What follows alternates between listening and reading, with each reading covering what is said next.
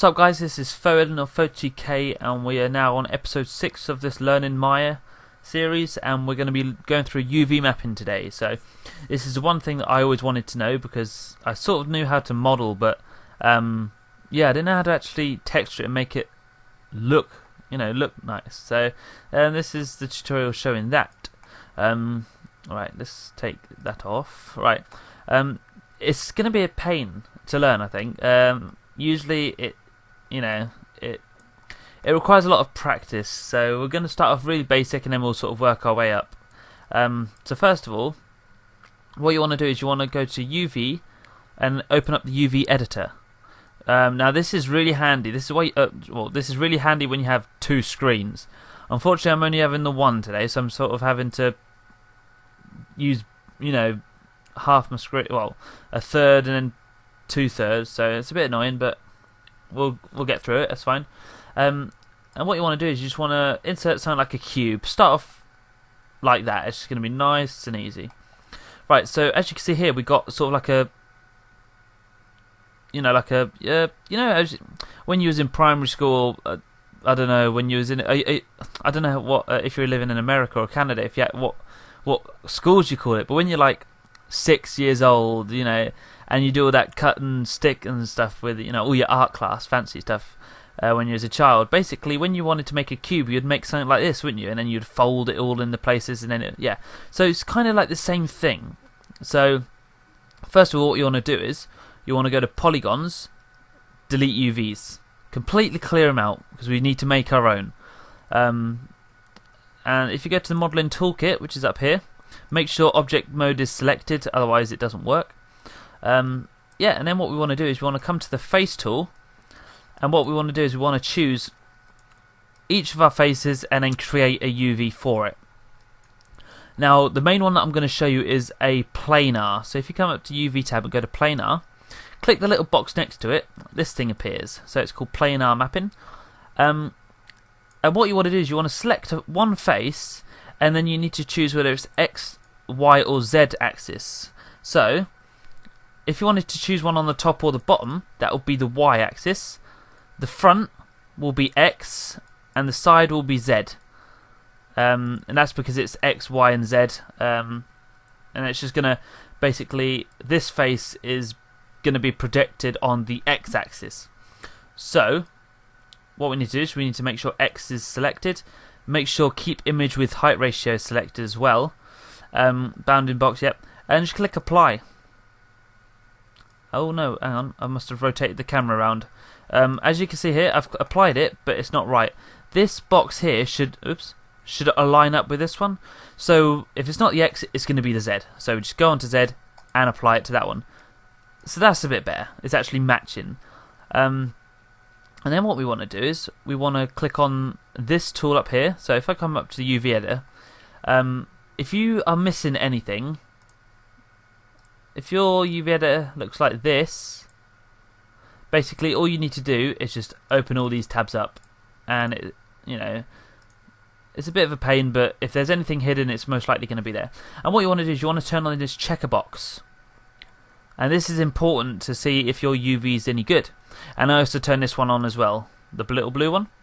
Now I don't know why that's gone in a triangle, which that shouldn't do that, but let's see what we got.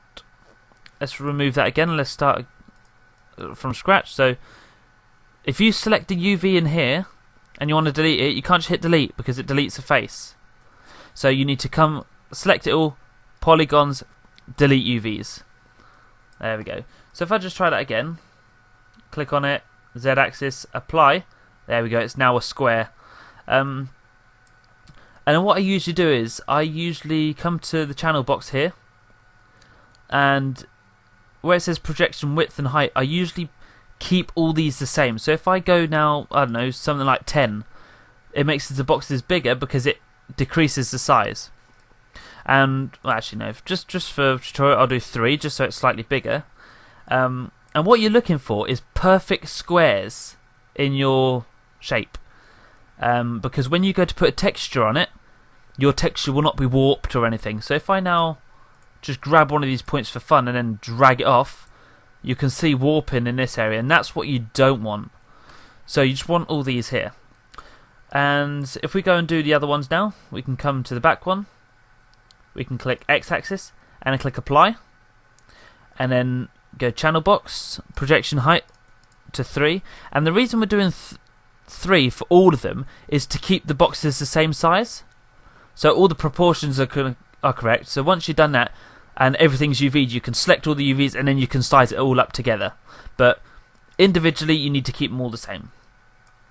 So there we go, just drag on up there, keep it separate. Come here, do the same thing for the X-axis. And come to projection height and width. Now, you'll see something like this. Most of them are blue, but then you get the odd ones which are red. And basically what you want to do is you just want to flip that UV. So if I bring that down into the area where it says U1, you can see that it's 1U. And that's not what we want. So if you come up to the top here, you've got these two tools, which are flip horizontal and flip vertical. So you can click any one of these. I usually go horizontal. And there we go, it says U1. And they all need to be the correct way, so they all need to be blue. So it's a lot to take in when UV mapping, but we'll get there eventually. And then we'll just do this one, so that's the Z-axis. So I'm just going to speed up a little bit now, but keep following along. So projection height 3. That one's red as well, so we'll flip that. So it's blue, move it out the way. And then we can, what you can do is you can select both top and bottom. You can click the Y, because that's on the Y-axis. Apply. Go to channel box 3 for width and height. And if you move them together, you will move both. So what you need to do is you just need to click on the top one and move it out.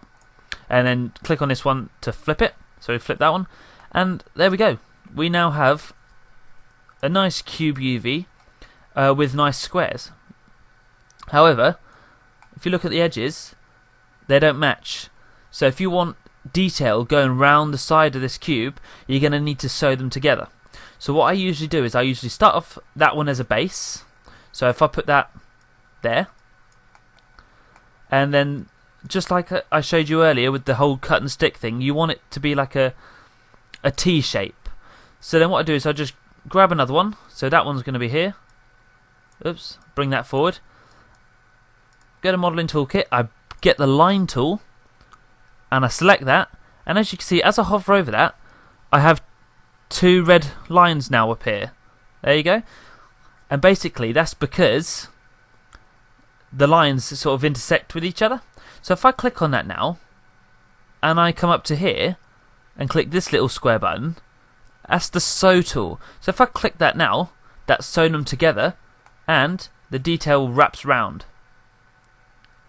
There we go. So if I do the same with the sides, so that one's the right hand side, so if I leave that, oops, move tool, move that there, and I go to that one and bring that one to the left hand side, I can now, or it will be the other way around, but it doesn't matter, click on the edge, so, click on that edge, so we're nearly there, and what you can do is you can just hover there, sew it, and then the bottom one there, and sew it. Now there will be one edge that doesn't match, which is obviously this one, because it has to stop somewhere. Yeah, but most of the model is pretty good. It depends really how you want your UV to be sewn. So if I click Control Z now, because I noticed a lot of, as I rotated, each one of these corners wasn't that great, what you can do, or what I would do in order to fix this issue, there we go, as they're now separate, I'll grab these lines and I'll start doing these ones first. So I'll click that one, I'll sew it. Go to the next one, I'll click that one, and I'll sew it. And I'll go to the next one and sew it. Now I can only do that with 3 lines, because there you go, you've got 4 faces. And round the cube there's only 4. Because if you start trying to connect these together, they're just going to invert and it just doesn't look nice. So you want to have to keep that separate. And then on any of these ones you can just sew them on there. And as you can see, the detail does actually run around our model, apart from one, which is this one, which is the ends. But you're always going to have that seam line. So that's obviously, if you're modeling something, you're going to have to sort of try and put that as far away as possible where people won't notice it. So there, that's what you do. And then once we got all of our cubes the same size, because that's another thing, if they're all different sizes and you try and sew them, it's going to mess up. We can just grab the face tool, select it all, click the R shortcut, and we can just size it down all together. And as you can see over here, the cubes are getting bigger and smaller depending. So obviously, the bigger the cube, the squares here, the less detail you'll have when you come to put textures on. So if I have something like this, I know that when I put texture on, it's going to be clearly visible and it's not going to be pixelated and whatnot, providing that you use good image references, like large pixel size images. And another thing to know is when you have a UV, you need to keep it in 0 to 1. Yeah? And 0 to 1, if you look on the graph, here's 0. So there's 1 and 0 to 1 there. So this is where coordinates and all that from maths class will come into play, because this is where maths will start getting involved within animation. So, or modeling actually, to be honest. But yeah, so this box here, everything that you've UV'd has to be in this one box. Now I can see here I've got UV1, UV V2, U2 V1. These shouldn't be appeared because they're overlapping. So if I just bring that down and size it down, they both disappear. So I know for a fact my UV is in this box. So what you want to do is you just want to put that as far to the edge as possible. And if you have multiple objects, you can fill the gaps. And what you want to do is you want to fill up as much space as possible on the UV sheet. And I'll come into that the next tutorial when I come to texturing and we actually go and take it into Photoshop.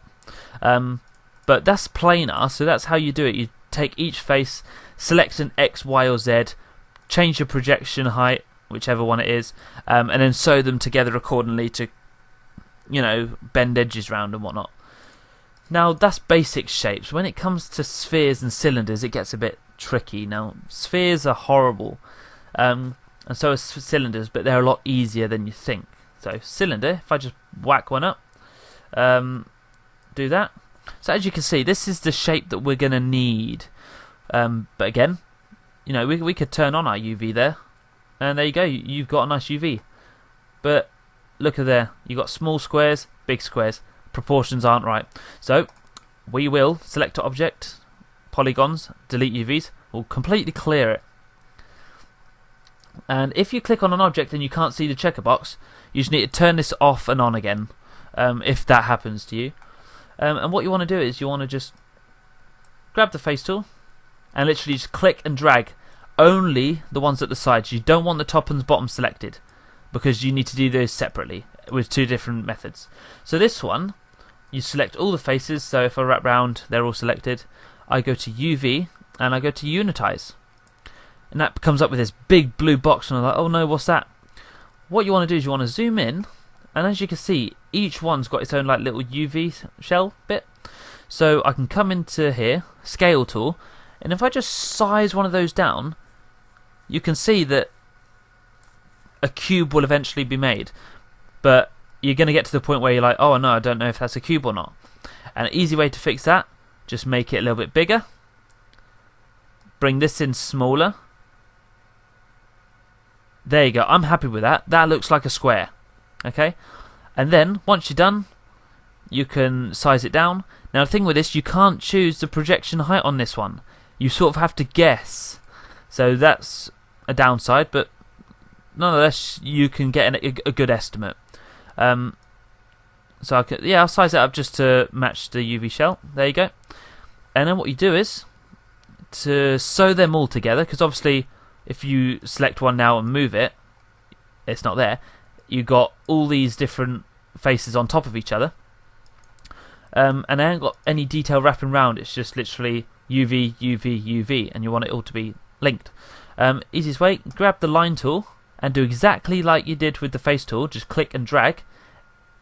Oops, line tool, click and drag, and it selects all the lines.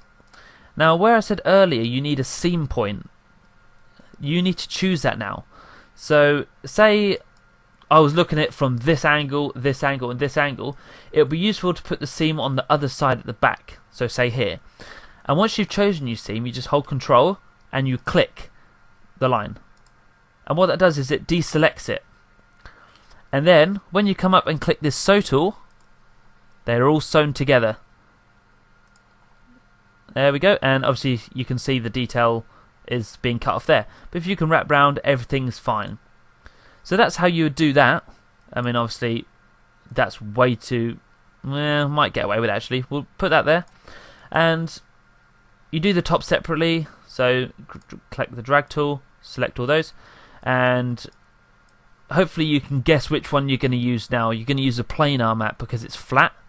So you go UV, planar, check the little box, and it's on the y-axis, so we can do that. And there we go. So what I can do now is, don't worry about the projection height and width, because now we're going to have to scale this down to match this. So if we click the scale tool, click and drag down until we're happy with the size of our squares. So I'm happy with that. And then what I'll do is I'll grab the move tool and I'll move that up here. And you do the same for the bottom. But because this is the bottom now, our UV is going to need to be flipped. So if we go to our UV, planar, y-axis, apply, and what we can actually do is, because they're the same, I can flip that so it's blue, bring the point to the center of the other one. There you go. Grab the scale tool and size that down to the same scale. There we are.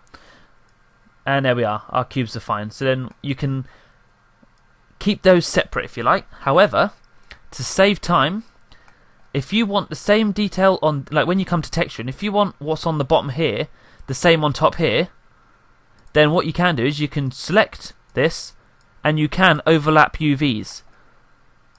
Because basically, when you go to Photoshop, you get this square here. And when you slap a texture on, it's going to apply that texture to whatever UV is behind it. So it's a way of saving space for UV textures. So obviously the less texture files you use in a model, the better, especially for games. And it's a lot less hassle. But if you have a big model and you shove everything on one sheet, unfortunately everything's going to have to be sized down and you're going to lose resolution. So you're going to have to pick and choose what you want to do. So yeah, that's sort of the basics to UV mapping, guys. I'll try and do some more tutorials or more demonstrations as well, just so you can get the use of it, but you just need to practice doing it, try different shapes, sewing different shapes together and all that kind of stuff. So I'll do another tutorial on how to fix UV problems, and obviously the next tutorial I'll do is texturing, so we can get the basics going. So please like and comment, and I'll see you in the next video. Peace.